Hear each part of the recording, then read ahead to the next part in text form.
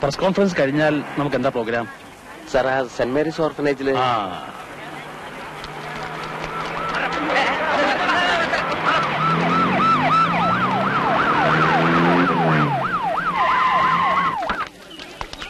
അഭിവാദ്യങ്ങൾ, അഭിവാദ്യങ്ങൾ, കേരള മുഖ്യൻ അഭിവാദ്യങ്ങൾ.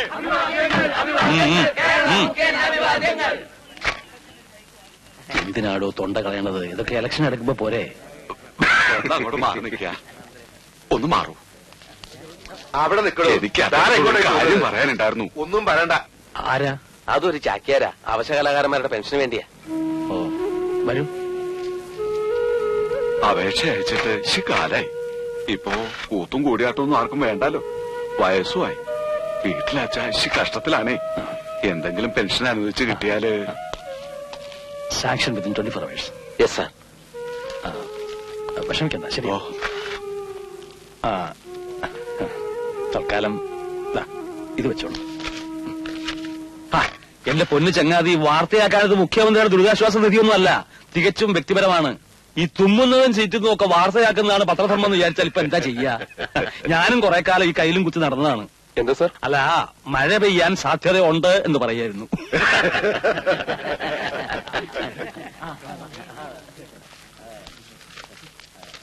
നമസ്കാരം.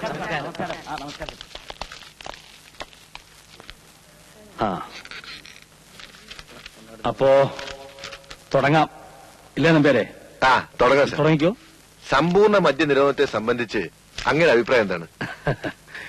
സമ്പൂർണ്ണ മദ്യനിരോധനത്തെ പറ്റി നമ്പ്യാർക്കുള്ള പേടി എനിക്ക് മനസ്സിലാവും. കേരളത്തിലെ എല്ലാ രാഷ്ട്രീയ പ്രവർത്തകരും മദ്യപിക്കില്ല എന്ന് തീരുമാനിച്ചാൽ പിന്നെന്തിനാ പ്രത്യേകിച്ചൊരു മദ്യനിരോധനം? മക്കൾ രാഷ്ട്രീയത്തെ പാർട്ടി അനുകൂലിക്കുന്നുണ്ടോ? ഇന്നാട്ടിലെ ഭൂരിപക്ഷം വരുന്ന സാധാരണക്കാരായ ജനങ്ങൾ ഞങ്ങളിൽ അർപ്പിച്ചിരിക്കുന്ന ഒരു വിശ്വാസമുണ്ട്. ഞങ്ങൾ അവരുടെ സേവകരാണ്. സമ്മതിദായകർ ഞങ്ങളുടെ യജമാനന്മാരാണ്. അല്ലാതെ അച്ഛൻ രാഷ്ട്രീയം, മക്കൾ രാഷ്ട്രീയം എന്നൊക്കെ പറഞ്ഞ് അധികാരം ധനസമ്പാദനത്തിനുള്ള മാർഗമാക്കുന്നവരോട് ഞങ്ങൾക്ക് യാതൊരു അനുഭവമില്ല. പാർട്ടിക്കൊരു നയമുണ്ട്, ഒരു സിദ്ധാന്തമുണ്ട്. അതനുസരിച്ചേ ഞങ്ങൾ പ്രവർത്തിക്കൂ. ആദർശവാനാണെന്നും അഴിമതി ഇല്ലാത്തവനാണെന്നും എല്ലാ പത്രങ്ങളിലും അങ്ങയെക്കുറിച്ച് എഴുതുമ്പോൾ സ്വന്തം പാർട്ടിയിൽപ്പെട്ട ഒരു MLA തന്നെ അതിനെ നിഷേധിച്ച് പ്രസ്താവന ഇറക്കിയല്ലോ. ആഭാസനും തെമ്മാടിയുമായ ഒരു മകനെ തറവാട്ടിൽ നിന്ന് പടിയടച്ച് പിണ്ണം വെച്ചാൽ അവൻ പുറത്തിറങ്ങി കുടുംബക്കാരെ മുഴുവൻ ചീത്ത വിളിക്കുക എന്നുള്ളത് സാധാരണയാണ്. ആരൊക്കെ എന്തൊക്കെയാണെന്ന് ഇന്നാട്ടിലെ ജനങ്ങൾക്ക് വളരെ നന്നായിട്ടറിയാം. മറ്റൊരു പണിയും കിട്ടാതെ ഒരു സുപ്രഭാതത്തിൽ അലക്കിത്തേച്ച കുപ്പായിട്ടോണ്ട് രാഷ്ട്രീയം കളിക്കാൻ ഇറങ്ങിയ നേതാവല്ല ഞാൻ. ആദർശങ്ങളുടെ പേരിൽ തല്ലുകൊണ്ട് തിണുത്ത പാടുകൾ ഇപ്പോഴുമുണ്ട് മുതുകില്. ജീവിതത്തിന്റെ നല്ല പ്രായത്തിൽ പാർട്ടിക്ക് വേണ്ടി ജയിലിൽ കിടന്നിട്ടുണ്ട്. പാർട്ടിയുടെ സൽപ്പേര് കളങ്കപ്പെടുത്തുന്നവൻ ആരായാലും ശരി, അവനെ പാർട്ടിയിൽ നിന്ന് പുറത്താക്കുക തന്നെ ചെയ്യും. അതിൽ യാതൊരു സംശയവും വേണ്ട. MLA എന്ന് പറഞ്ഞാൽ മെമ്പർ ഓഫ് ലെജിസ്ലേറ്റീവ് അസംബ്ലി എന്നാണ്, അല്ലാതെ മാസ്റ്റർ ഓഫ് ലേഡീസ് ഏജന്റ്സ് എന്നല്ല. അയാളുടെ ഒടുക്കത്തെ ഒരു പ്രസ്താവന. പാർട്ടിയിൽ നിന്ന് പുറത്താക്കിയതും പോരാഞ്ഞ് ഇപ്പൊ പറഞ്ഞ് നാറ്റിക്കാനും തുടങ്ങിയോ? പെൺവാണിഭം പോലും. ഇതൊന്നും ഇവിടെ ആരും ചെയ്യാത്തതുപോലെ. പാർട്ടി ടിക്കറ്റ് കിട്ടാൻ വേണ്ടി ഇവിടെ ഓരോരുത്തന്മാര് ഇതിനേക്കാൾ വലിയ നാറിയ മാമാപ്പണി ചെയ്തിരിക്കുന്നു. ഈ വക കാര്യങ്ങളൊക്കെ വളരെ ഭംഗിയായി നടക്കുമെന്ന് വിചാരിച്ചാ ഞാൻ സജീവ രാഷ്ട്രീയത്തിലേക്ക് വന്നത് തന്നെ. അന്യ സംസ്ഥാനങ്ങളിൽ ഓരോ MLA-മാരുടെയും മന്ത്രിമാരുടെയും കാര്യങ്ങൾ കേൾക്കുമ്പോ കൊതിയാവുകയാ. സൂഹിക്കാൻ വേണ്ടി മാത്രം ജനിച്ചവരെ എത്ര കോടികളോ അമ്മ അടിച്ചു മാറ്റുന്നത്. ആർക്കും ഒരു പരാതിയില്ല. നമ്മൾ ഇവിടെ ഇരുന്ന് വാദം അടിച്ചിട്ട് ഒരു കാര്യമില്ല. മുഖ്യന് നാട്ടിൽ നല്ല ഇമേജാ. ആദർശവാനാണെന്ന് പ്രതിപക്ഷം പോലും പരസ്യമായി സമ്മതിക്കുന്ന ആളാ. അയാളുടെ ഒരു ഇമേജും ആദർശവും അധികാര കസേരയിൽ നിന്ന് ഞാൻ അയാളെ വലിച്ച് താഴേക്കിടും. അതിനുവേണ്ടി എന്ത് തറപ്പണി ചെയ്യാനും എനിക്ക് മടിയില്ല. അനുഭവിക്കണം. മുറച്ചിറക്കനായി ഞാൻ ഇവിടെ നിൽക്കുമ്പോ അവളെ വലിയ കൊമ്പത്ത് കെട്ടിക്കാൻ നോക്കിയതല്ലേ? അനുഭവിക്കണം. അമ്മ എന്റെ കല്യാണക്കാരി അമ്മാനോട് പറഞ്ഞപ്പോ അന്ന് അമ്മാൻ എന്താ പറഞ്ഞത്? ഞാൻ തെമ്മാടിയാണ്, കഞ്ചാവാണ്, ലാവിഷാണ്. അതിൽ വലിയ സത്യമൊന്നുമില്ല. ശരിയാ, ഞാൻ തെമ്മാടി തന്നെ. പക്ഷെ ലക്ഷ്മിയെ കെട്ടാൻ വരുന്നതിന്റെ സ്ഥാനത്ത് ഞാനായിരുന്നെങ്കിൽ ഈ കല്യാണം മുടങ്ങുമായിരുന്നു. ഇനി ഞാനോട് ഇവിടെ കൈയൊഴിഞ്ഞ ജീവിതകാലം മുഴുവൻ അവൾ ഇവിടെ മൂത്ത് വരച്ച് നിൽക്കേണ്ടി വരും. അത്രയ്ക്ക് നാറി കഥകളാ നാട് മുഴുവൻ പാട്ടായിരിക്കുന്നത്. അല്ലച്ചോ, ഇവന് ആ കല്യാണം മുടക്കിയെന്ന് പറഞ്ഞാൽ കുറുപ്പ് കലി തുള്ളി ഇറക്ക. അയാളുടെ കയ്യിൽ അങ്ങനെ കിട്ടിയ വെറുതെ വിടുന്നു തോന്നണ്ടോ? അവരിപ്പോ വീട്ടുകാർ മുഴുവൻ ഒന്നായി. എത്ര നാളെന്ന് വെച്ച് നീ അച്ഛനെ ബുദ്ധിമുട്ടിച്ച് ഇങ്ങനെ കഴിയാ? ബാർബർ കുമാർ ഒരു സുപ്രഭാതത്തിൽ മുഖ്യമന്ത്രി മോനാന്ന് പറഞ്ഞ നാട്ടുകാർ വിശ്വസിക്കുന്നു എനിക്ക് തോന്നണ്ടോ? ഈ വിവരം നമ്മൾ 3 പേരല്ലാതെ പുറത്താരും അറിയണ്ട. ഞാൻ ഏതായാലും അദ്ദേഹത്തെ കണ്ടൊന്ന് സംസാരിക്കട്ടെ. അങ്ങനെ ഒരു ബന്ധവും പറഞ്ഞ് ഇവിടെ വന്നാൽ അടിച്ചിറക്കുക വേണ്ടത്.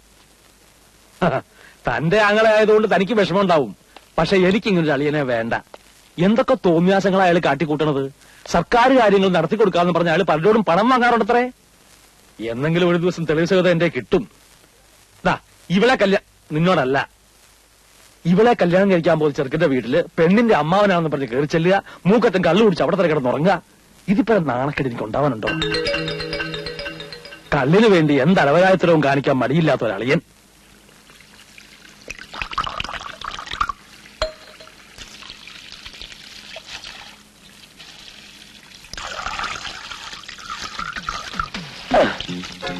എന്റെ ദൈവമേ, ഈ കാലത്ത് ബന്ധുക്കളെ പോലും വിശ്വസിക്കാൻ കൊള്ളത്തില്ല. ഒഴിച്ചു തരികയും ചെയ്യും, പിന്നെ കൊളുത്തുകയും ചെയ്യും.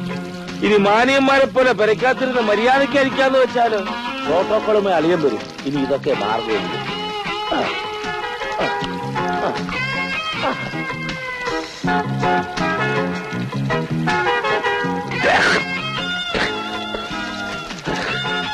പഠിത്ത മുളക്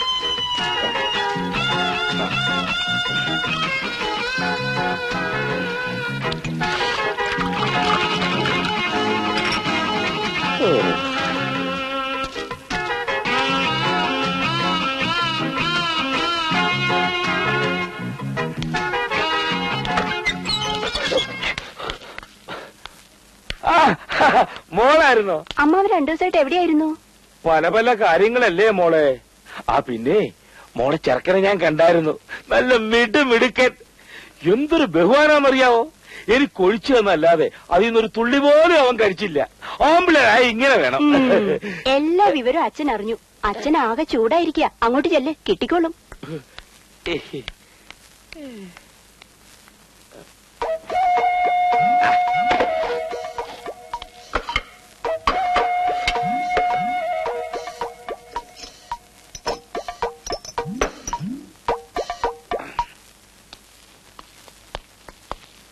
ഞാൻ ഫാദർ വട്ടക്കുഴി അപ്പോയിന്റ്മെന്റ് വാങ്ങിച്ചിരുന്നു. ശരി ഫാദർ. CM അകത്തുണ്ടല്ലോ അല്ലേ? ഉണ്ട്, വരൂ. ഒന്നും ഞാൻ നിഷേധിക്കുന്നില്ല. തെറ്റ് എന്റെ തന്നെയാണ്. ഒരിക്കലും ചതിക്കാൻ വേണ്ടി ആയിരുന്നില്ല ഫാദർ. സ്വീകരിക്കാൻ തയ്യാറായിരുന്നു. ജയിലിൽ വെച്ച് പല കത്തുകൾ വായിച്ചു. ഒന്നിനും മറുപടി കിട്ടിയില്ല. ശിക്ഷ കഴിഞ്ഞ് പുറത്തു വരുമ്പോ ആദ്യം അന്വേഷിച്ചത് അവരെയാണ്. പോയത് ആ നാട്ടിലേക്കാണ്. പക്ഷേ ഒരു തുമ്പും കിട്ടിയില്ല. ഗർഭിണിയായ മകൾ നാടിന് ഒരു അപവാദമായി മാറിയപ്പോൾ വിപ്ലവത്തിന്റെ സന്തതിക്ക് ജന്മം നൽകിയവന്റെ പേരവര് പുറത്തു പറഞ്ഞില്ല. നാട് മുഴുവൻ ബഹുമാനിക്കുന്ന വലിയൊരു മനുഷ്യന്റെ സൽപ്പേരിന് കളങ്കം വരുത്തണ്ടെന്ന് കരുതിയിട്ടാവും അവര് നാട് വിട്ടു തന്നെ. ഒരിക്കലും എന്റെ അമ്മയ്ക്ക് ഞാനൊരു മനസ്സമാധാനം കൊടുത്തിട്ടില്ല. പോലീസ് പലപ്പോഴും അമ്മയെ ബുദ്ധിമുട്ടിച്ചിരുന്നു. അപ്പോഴെല്ലാം ഒളിവിൽ കഴിയുന്ന എന്റെ ആയുസിനു വേണ്ടി അമ്മ പ്രാർത്ഥിക്കുമായിരുന്നു. അമ്മയുടെ അന്ത്യാഭിലാഷമായിരുന്നു ഞാൻ ഒരു കല്യാണം കഴിച്ച് കാണണമെന്ന്. ജീവിതത്തിൽ വേദനകൾ മാത്രം നൽകിയിട്ടുള്ള ഈ മകന് ആ ആഗ്രഹം നിഷേധിക്കാനായില്ല. അവസാന കാലത്ത് അമ്മ ചൂണ്ടിക്കാണിച്ച പെണ്ണിനെ ഞാൻ കൈപിടിച്ചു. ഒരു മകന്റെ കടമ നിർവഹിച്ചു. ഇന്നെനിക്കൊരു കുടുംബമുണ്ട്. എന്റെ മകളുടെ വിവാഹം വരെ തീരുമാനിച്ചിരിക്കുക. ഇപ്പൊ എനിക്കൊരു മകനുണ്ടെന്നറിഞ്ഞാൽ ഒരു ദുർനടത്തക്കാരനായി എല്ലാരും എന്നെ കാണും. അവരച്ഛനെ കിട്ടിയപ്പോ അമ്മ നഷ്ടപ്പെട്ടു. എനിക്ക് മകനെ കിട്ടുമ്പോ എന്റെ കുടുംബം നഷ്ടപ്പെടാൻ പാടില്ല ഫാദർ. ഈ വിഷയത്തിൽ ഒരു തീരുമാനം എടുക്കേണ്ടത് അങ്ങാണ്. അവന്റെ അമ്മയുടെ മരണത്തിന് പോലും ഞാനാണ് കാരണക്കാരൻ എന്നെനിക്കിപ്പോ തോന്നുന്നു. എന്റെ മോനെ ഞാൻ തള്ളി പറയില്ല ഫാദർ. പക്ഷേ ഈ ഒരവസ്ഥയിൽ എനിക്ക് എന്താ ചെയ്യാൻ കഴിയുക?